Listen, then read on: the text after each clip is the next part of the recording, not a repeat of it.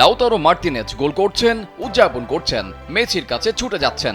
পেরুর বিপক্ষে আর্জেন্টিনার শেষ ম্যাচটা ছিল নিয়ম রক্ষার। আগের দুই ম্যাচ জিতে কোয়ার্টার ফাইনাল নিশ্চিত করে রেখেছিল আলবিসেলেস্তারা। তাই এই ম্যাচে যে বড় পরিবর্তন থাকবে সেটা আগেই জানিয়ে রেখেছিলেন কোচ লিওনেল স্ক্যালোনি।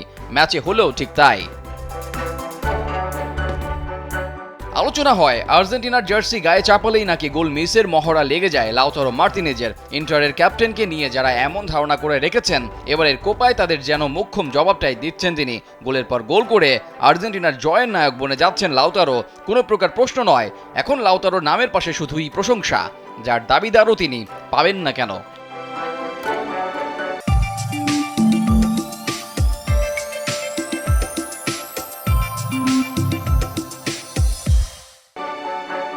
রবিবার সকালে পেরুর বিপক্ষে ম্যাচে করেছেন জোড়া গোল, হয়েছেন ম্যাচ সেরা। এবারের কোপায় এখন পর্যন্ত 3 ম্যাচে 4 গোল করে সবার উপরে লাউতারো মার্তিনেজ। ফলে আসরের গোল্ডেন বুট জয়ের দৌড়ে অনেকটা এগিয়ে গেলেন ইন্টার মিলানের অধিনায়ক।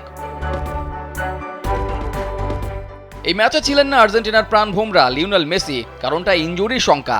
আগের ম্যাচেই চোট পেয়েছিলেন মেসি, তাই মেসি খেললেন না এই ম্যাচে। মাঠের বাইরে থাকলেও যেন মনে হচ্ছিল মেসি বাইরে নন, ভেতরেই আছেন। গোল করছেন, উদযাপন করছেন, এমনটা মনে করিয়েছেন লাউতারো মার্তিনেজ। গোল করেই ড্রাগ আউটের দিকে দৌড়ে এসেছেন, মেসিকে জড়িয়ে ধরে উল্লাস করেছেন। যেটা হয় সবসময়ই, হয়ে যাচ্ছে, হবে। আর্জেন্টিনার খেলা যতটা ভারসাম্যে মোড়ানো তার থেকে বেশি ভারসাম্য বোধ হয় এই দলটার সম্পর্কে। এক মেসিকে ঘিরে এরা যেন একটা দুর্ভেদ্য প্রাচীর। দলকে জেতাতে স্ক্যালোনির দলটা যে খুশি করতে পারে, করেও যাচ্ছে শেষ 5 বছর, যেটার উদাহরণ। এমন দুর্ভেদ্য আর্জেন্টিনাকে তৈরি করার পেছনের নায়ক তো স্ক্যালোনি, আর পর্দার সামনের নায়কটা অবশ্যই লিও মেসি।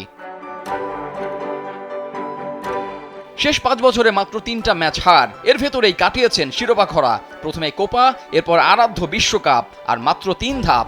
সেটার দিনও হয়তো বেশি দিন নেই। হবে কি হবে না সেটা সময়ই বলে দেবে, বাকিটা অপেক্ষার। রেজাউল করিম, কালবেলা।